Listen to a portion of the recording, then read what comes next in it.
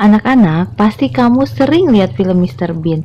Nah, Mr. Bean masuk dalam sebuah lab, kemudian melihat beberapa zat kimia dan dia campur-campur zat tersebut. Dan ternyata zat tersebut bereaksi dan mengeluarkan asap dan akhirnya meledak. Mr. Bean panik dan lari dari lab. Apa yang dilakukan oleh Mr. Bean tidak boleh ditiru, karena untuk masuk laboratorium dan bekerja di dalam laboratorium ada peraturannya. Pada pembelajaran ini kita akan pelajari tentang keselamatan kerja dalam laboratorium. Keselamatan kerja di laboratorium merupakan usaha atau tindakan pencegahan agar kegiatan di laboratorium terhindar dari kecelakaan, sekecil apapun. Untuk menjaga keselamatan kerja di laboratorium, ada hal yang harus diperhatikan. Yang pertama, penggunaan alat laboratorium. Untuk menggunakan alat laboratorium, kita harus mengetahui kegunaan dari alat tersebut. Jangan menggunakan alat-alat yang penggunaan dan fungsinya kita belum paham. Yang kedua, penggunaan bahan kimia. Hal yang harus diperhatikan dalam penggunaan bahan kimia adalah: yang pertama, saat mereaksikan zat, pakailah reaksi sedikit demi sedikit.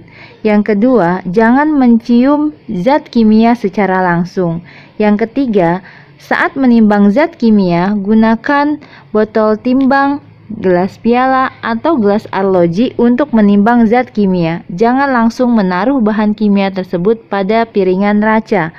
Yang keempat, pemakaian bahan kimia berbahaya harus dilakukan di dalam ruang asam atau tempat khusus lainnya.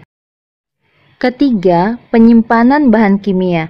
Untuk mencegah terjadinya bahaya yang tidak diinginkan, penyimpanan bahan kimia perlu memperhatikan seperti botol bahan kimia disimpan pada rak atau lemari khusus, jangan mengisi botol sampai penuh, tidak menggunakan tutup dari kaca pada botol yang berisi larutan basah, karena lama-kelamaan tutup itu akan melekat pada botol sehingga susah dibuka.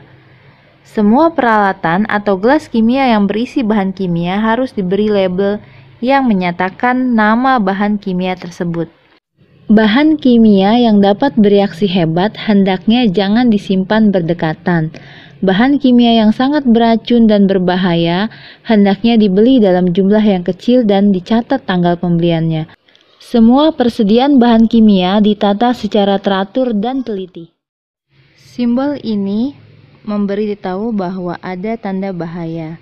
Simbol ini memberi informasi bahwa zat bersifat merusak lingkungan. Simbol ini menandakan zat bersifat korosif, merusak jaringan hidup, menyebabkan iritasi pada kulit, gatal-gatal, dan membuat kulit mengelupas. Simbol ini menandakan bahan kimia mudah terbakar. Simbol ini menandakan dapat merusak kesehatan tubuh bila terjadi kontak langsung dengan tubuh. Simbol ini menandakan padatan zat yang mudah menyala. Nah, simbol ini memberi tanda bahwa bahan kimia bersifat pengoksidasi, dapat menyebabkan kebakaran. Simbol ini sangat beracun dan sangat berbahaya bagi kesehatan, dapat menyebabkan sakit kronis, bahkan kematian. Simbol ini menandakan merusak kesehatan manusia. Simbol ini menyebabkan radiasi non-ionisasi. Simbol ini menandakan bahaya radiasi pengion IAEA. Dan simbol yang ini menyebabkan bahaya biologi atau biohazard. Selain simbol-simbol tadi yang harus diingat dan diperhatikan oleh kita, ada hal lain yang harus dilaksanakan dalam laboratorium untuk keamanan dalam bekerja di laboratorium. Dalam bekerja di laboratorium, gunakanlah pakaian yang tertutup, seperti baju dan celana yang panjang. Selain itu, gunakan juga jas lab yang biasanya berwarna putih, karena baju putih memudahkan deteksi ketika ada zat kimia yang terpercik ke tubuh. Ikatlah rambut yang panjangnya lebih dari sebahu. Pakai sepatu yang tertutup dan tidak memakai sepatu atau sendal yang berhak tinggi. Gunakan juga pelindung diri seperti kacamata pengaman.